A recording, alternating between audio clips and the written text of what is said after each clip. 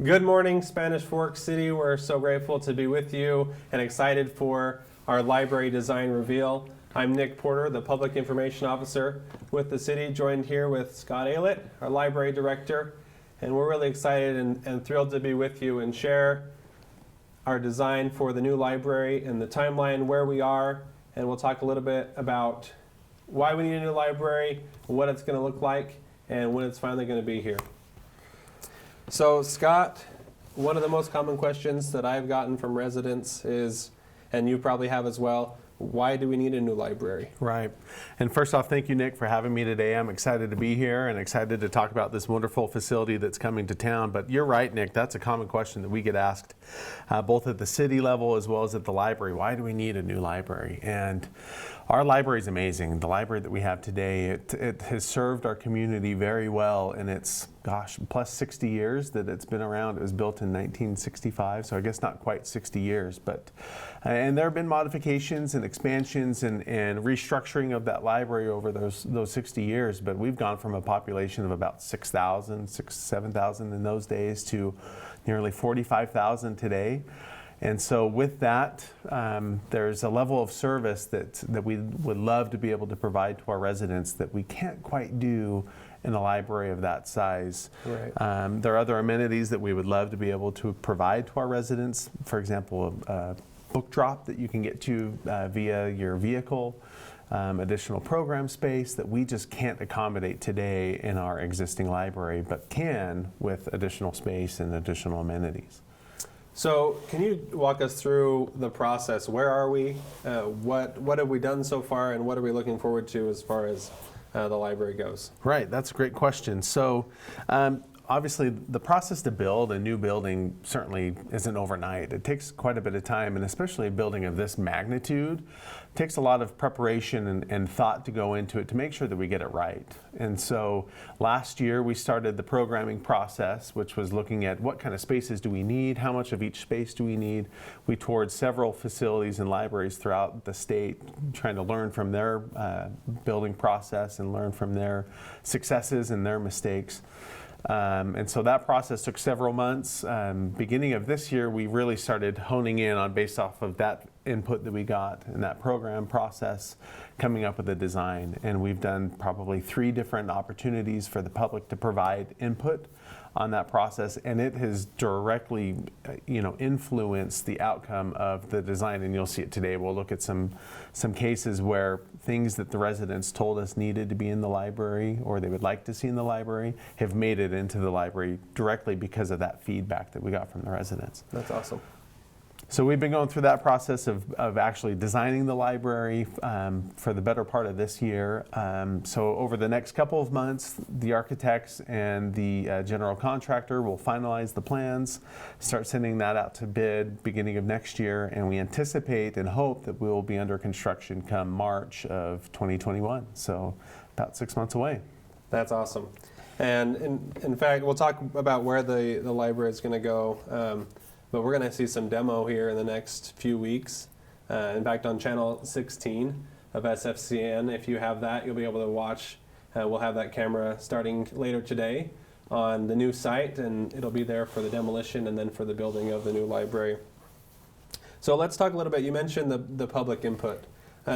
What kind of things did the public look at? What kind of input did you take from them? How was that process? Right, it was a great process being involved in that, and I think it's important for us to remember, and we learned this going through this process, is that the library of yesterday is not the library of today. The library that I went to as a child, or that you went to, or your parents went to, is very different than libraries today. You know, is very focused on circulation and whatnot. But now libraries have become, in addition to circulation and reading and literacy, have become community gathering spaces, places for the community to come together and learn together, but also sharing these experiences together. And that's a lot of what we heard through the public input, was providing more opportunities and more spaces for programs and events to take place in the library. So you'll see as we go through the floor plan and through the design, you'll see several spaces dedicated to those programs and events. Likewise, as I had mentioned earlier, the book drop was a big one that we heard from patrons. It's hard, you know, my wife says the same thing to me when she goes to drop off books. sometimes it's easier just to be able to go up to the book drop and put them in rather than get, 2, 3, 4 kids in tow to go drop off a couple books. It can be difficult. And so we've incorporated the book drop into the library, as well as some other, great advances in technology, a sorter that will help staff sort through books and make staff time more efficient as they get items back on the shelf. So a lot of awesome feedback that we got from our residents through that design and the public involvement process. The look and feel, colors, and the placement of different spaces was directly involved and came from our public input. And one of the things the public had talked about, and we had open houses and surveys that went out, so there were a number of ways to give feedback, right? Right. And one of those things was that the library needs to be at the center of town. Right. Right? So where is the library going?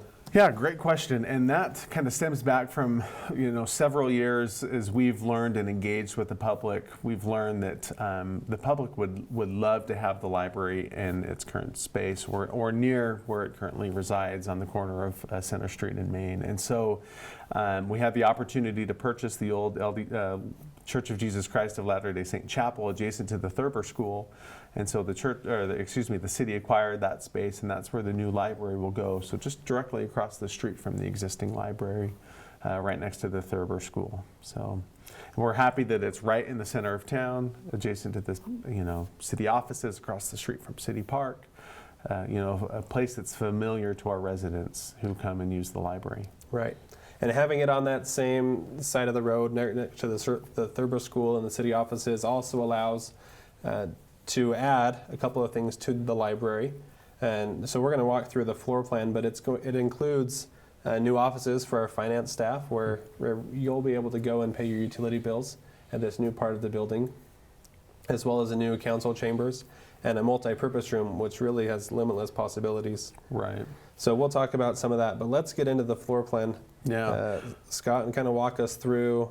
Yeah, of course. And quickly, before we jump into the floor plan, one thing I'd like to add is one benefit of us having the library adjacent to the Thurber School is that we can utilize the existing parking lot for the Thurber School and expand on that. So one issue that we have right now at the library is just a lack of parking. It's all on-street parking. Right. And it's very limited. And so by being able to couple that with the Thurber School parking and add to it, just provides for more opportunities for parking. We've added about 50 additional parking spots, between 40 and 50 additional parking spots in this new configuration of that block. And so I'm certain that our patrons will really appreciate having more parking and more parking that's more adjacent to the building and closer for access. Right, that's perfect.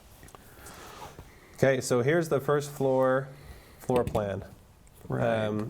Walk us through some of the features here.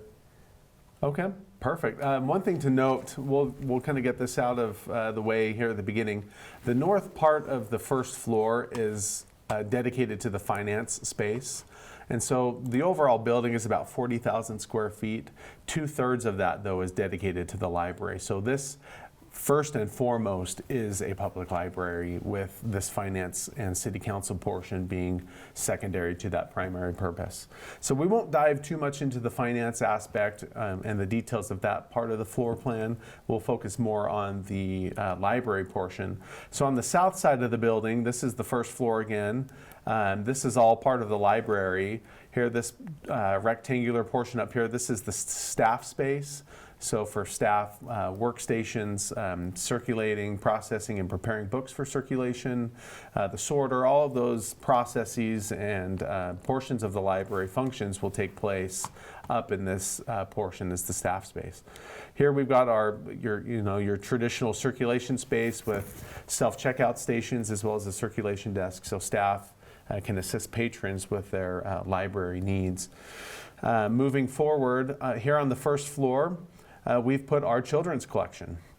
And that was something that we also learned through the public input process was, a lot of our patrons are coming to the library for the children's programs and for the children's collection. And so we wanted to make that more readily available for the children. And so we've moved that from the second floor, or the basement where it is today, to the main floor.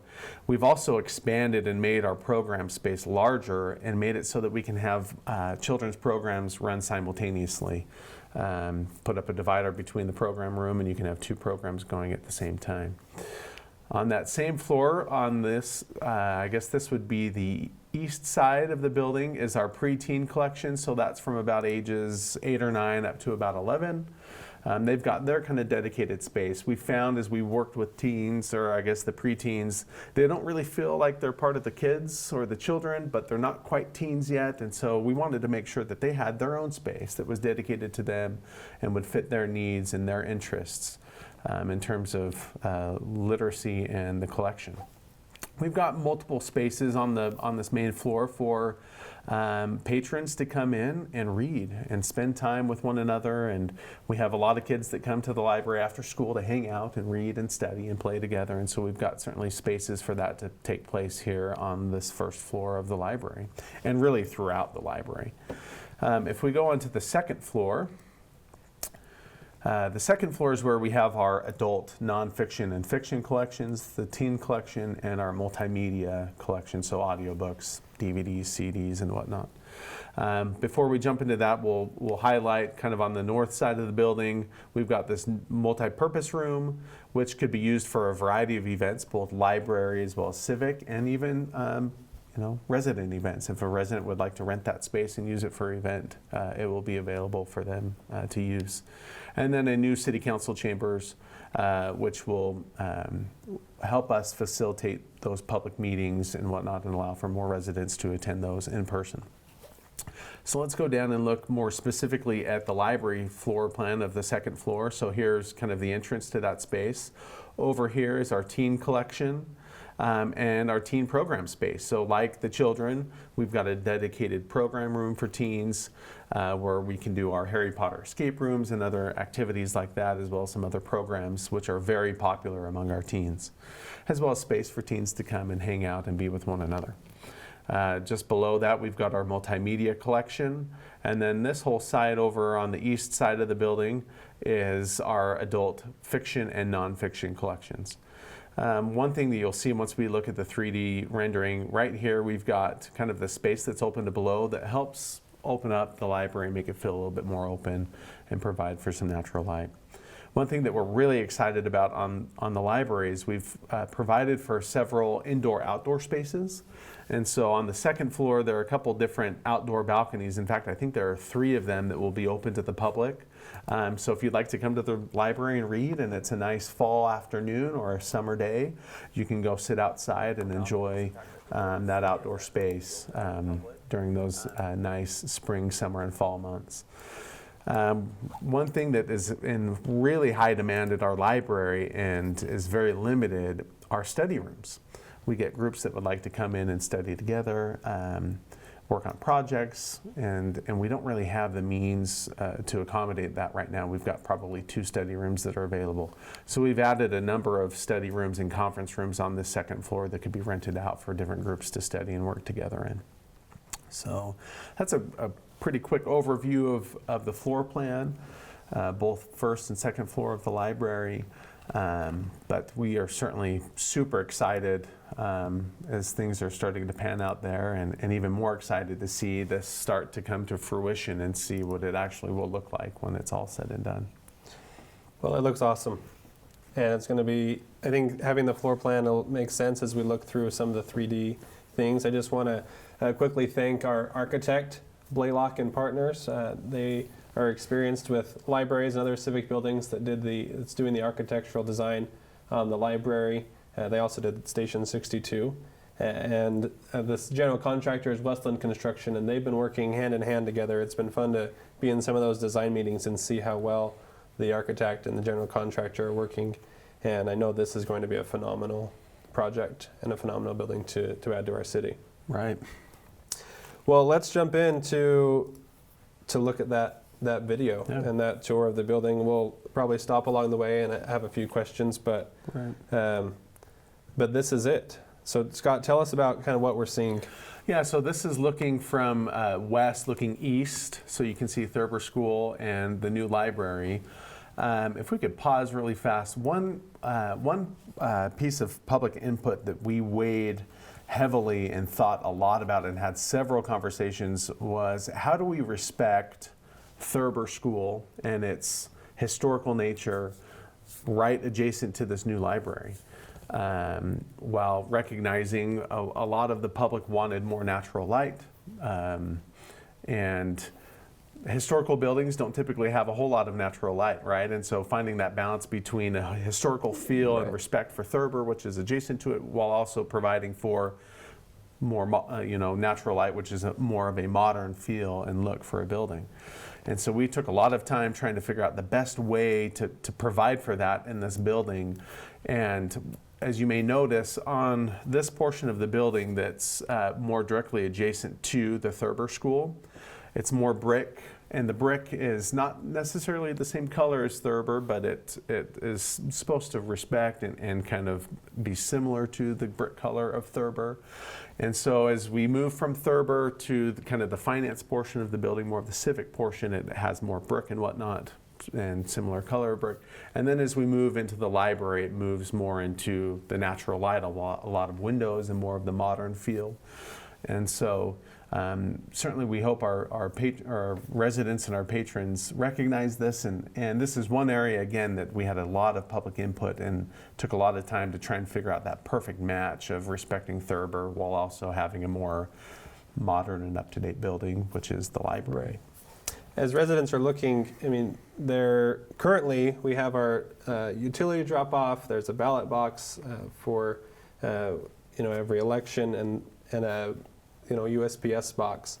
Those, as you can see, are moved now. So can you tell us where those are now and what else is incorporated outside? Yeah. So if you use our mailbox or our utility drop-off box or the ballot box, those are located currently here in the city office parking lot. What we've done in this design is we've moved those up here into this kind of drive-up space right here for patrons where they can stay in their vehicle and drop off those materials. But on the other side of that kind of half moon, that half circle driveway, we've added the book drop for the library. So that would be over here. We'll have a couple drop boxes there where you could drop off your library materials and not have to get out of your vehicle to do so. And we've designed it such that it has more of a pedestrian friendly, more of a courtyard type feel to it rather than just a plain curb and gutter and asphalt type of approach for that book drop. Well, it's an awesome space. So that's some of the changes that are going to happen, and you'll be able to still drop off your utility bill payment and your mail, but now your books. Exactly. Yep. Okay, let's keep going and see what else. So again, that north side of the building closer to Thurber, that's going to be the finance and kind of the city council space. Here as we go around looking at it from first south, you can see a little bit more of the windows. Here's the approach into the building, which will likely be how most of our patrons come into the building, will be from that west side because that's where the vast majority of the parking is available. This is looking at it again from kind of the book drop. You can see the car pulling in.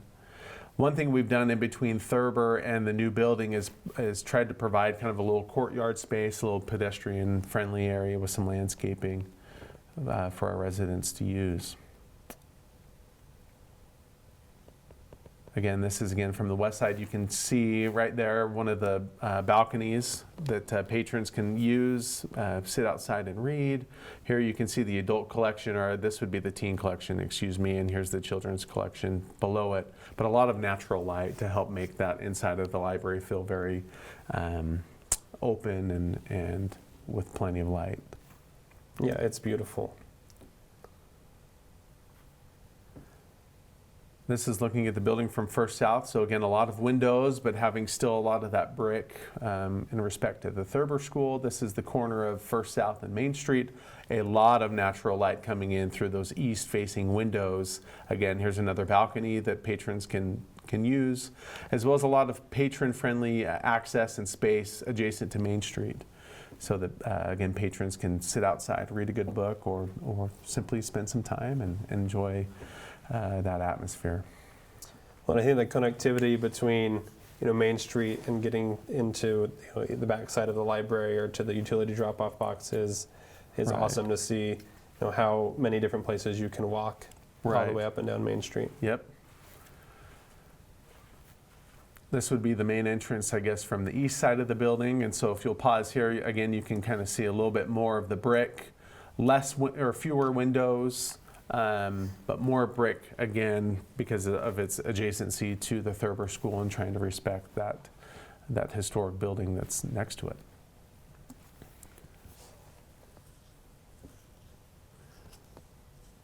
Here again, we're back on the west side. We'll pause right as we almost get up to the door. Here, this window faces into the staff space, which we think will be very fun and exciting for kids because they'll be able to see the sorter working, right? So they'll put their books into the book drop, and the sorter will sort it based off of collection, children's books, adult books, and whatnot. So it'll be kind of fun for kids and adults alike to see kind of the inner workings of how the library operates. And here you can see an outdoor induction point, or in other words, a place where you can put in your books and it'll go directly onto the sorter. So you don't have to go where the cars are if you're walking and going into the library. Exactly. You can just drop them off on the way in. You can drop them off on your way in. There will be another induction point inside of the library where you can put your books as you check them in. Now we're inside the library. Again, this is the east side, or excuse me, the west side of the library. So here's the main entrance into the actual library space. This right here is the shot of the utility office, waiting room, and counters for patrons to work with our utility clerks with their utility billing needs. Coming in now from the west side looking, or excuse me, the east side looking west. Here's kind of the main look into the library. We've got our circulation desk here to the right where patrons can get assistance checking out from our staff. On the left side, you'll see we'll have some self-checkout points where you can check yourself out. Here's us looking in now on that first floor, some public access computers, and on kind of this far side back here, this is the children's collection. And certainly things are still fluid. This is what it will generally look like, but colors and stack and shelf placement might change a little bit, but this is generally what it will look like. But a lot of colors in the children's collection to make it kind of nice and fun and whimsical for the kids. We've got some curved bookcases that will kind of meander through the collection to make it a little bit fun for the kids to be in that children's collection. Adjacent to the children's collection there to the left are the two program rooms. Here's another space on the main floor for residents and patrons to just relax and read a good book or spend some time with one another and connect. And now we're up here on the second floor. This here is the adult collection. We've got this space here that's kind of open to below, again, making the library feel nice and open, with plenty of seating for patrons to come in and spend time and relax. And I can't remember if we have another shot of this, but there in the back, those are those the study rooms that you mentioned earlier, right? Yeah, so back here, we have another shot of this we'll show you later, but on this back wall here, you can see that there are a number of study rooms that patrons can use.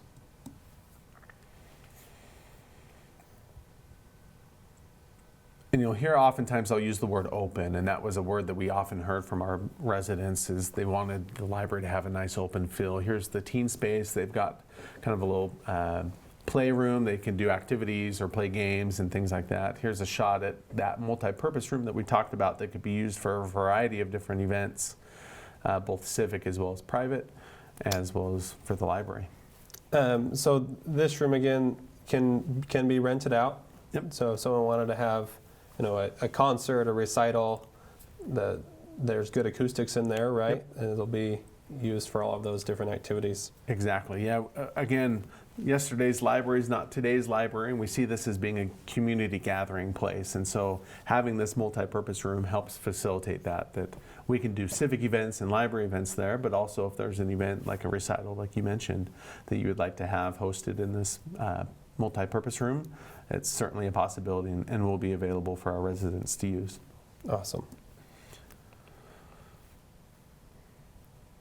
Across the hall from that is the new city council chambers.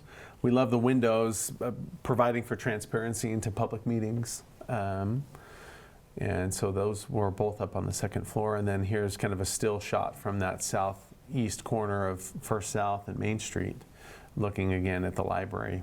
So super exciting. It's been a very fun process to be involved with, and super grateful to our residents for their participation in providing a lot of input and feedback that we were able to directly incorporate into the library's design.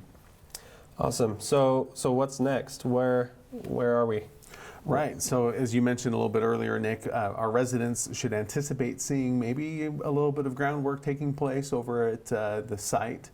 Of course, there's a building that needs to come down first, and that will likely take place within the next couple of months, so that we can hit the ground running come March and start construction then. So you'll likely see that LDS Chapel come down here in the next little bit, and then site work begin with construction starting in the spring. Awesome. Just a couple of questions as we conclude here. You talked about the process, and hopefully, I think our estimated completion is fall of 22, kind of in there, to get in the new library. What happens with the old library? Yeah, that's a question that we get asked a lot, and we don't really know at this point. Certainly, other departments are stretched for space and whatnot, and so the city's considering a lot of different options on how that building will be used, whether it's a different city department that uses it or it's used for some other purpose. But we don't really have a good answer right now for how it will be used. But one thing that we heard a lot from our residents was preserving that park space, and that's why the library's not going in the existing library's location, because it would take up so much of that park space, and we really want to preserve that. And so what will happen with that building, I don't know, but we can certainly expect that park space will be preserved. Great. And then this video and some additional photos of the design will be on our website, which is new, SpanishFork.org/new library. And that'll house all of our design photos, project updates. We'll have the stream of the project that will be up on SF16, where the church to watch the demo and construction. But you'll be able to watch that throughout the process on the website as well. It'll answer some of the questions about things in the library, the different features and amenities, some of the funding that was used for the library with the property tax increase the last couple of years that was approved by the City Council. That pays for the library portion. The other civic offices are going to be paid for out of other funds that aren't property tax based. But those questions and others will be on our website. Do you have any last thoughts as we wrap up here? It's thrilling. We've had a good year with a new fire and EMS station and the new All Abilities Park, and we still have something to look forward to. Right. Yeah, I know that myself, our library staff, our patrons, we are just thrilled. And thrilled is downplaying the sentiment and the excitement that we have. It's regular, on a regular basis, I have patrons asking me or my staff, what's going on with the new library, or people surprised that they didn't even know we were getting a new library. So it's certainly a topic of conversation that we have regularly at the library, and our patrons are just thrilled to have this new expanded space. It'll be a great amenity to the community, not only just for the literacy aspect and whatnot, but again, a place for the community to gather and learn and be entertained and spend time with one another. One question that I see that we have on here from Monica Molina, thank you Monica for chiming in, just asking whether or not the library will be hiring later on. Certainly part of having this new library is analyzing our staffing needs, and so that will be something that we look at in greater detail and determine whether or not staff levels need to be expanded. Do we need to hire any additional staff and whatnot? So that's something that we'll look at leading up to the new library. Certainly if you're looking to, for employment at the city, you can check on the city's website for any employment opportunities there. Well, great. So we'll see that building come down soon. We're well into this process and really excited to have the library. So again, check our website, SpanishFork.org/new library for project updates. Come into the current library. We have a 3D model of what the library will look like with the Thurber School. So come in, check out a book, check out that model, and we're just excited to have this amenity in this great city. Yep. So again, I want to thank our Blaylock and Partners, the architects, for their help with this video and with that 3D model and being a part of this project, and as well as our team from SF17, always puts on a great production for us. Grateful to have them and that resource. So I think that's all for today. Yep. Again, this will all be on our website, this video, as well as the 3D rendering. And as project updates come, we'll post them there. So Have a great day, Spanish Fork, and we'll see you soon.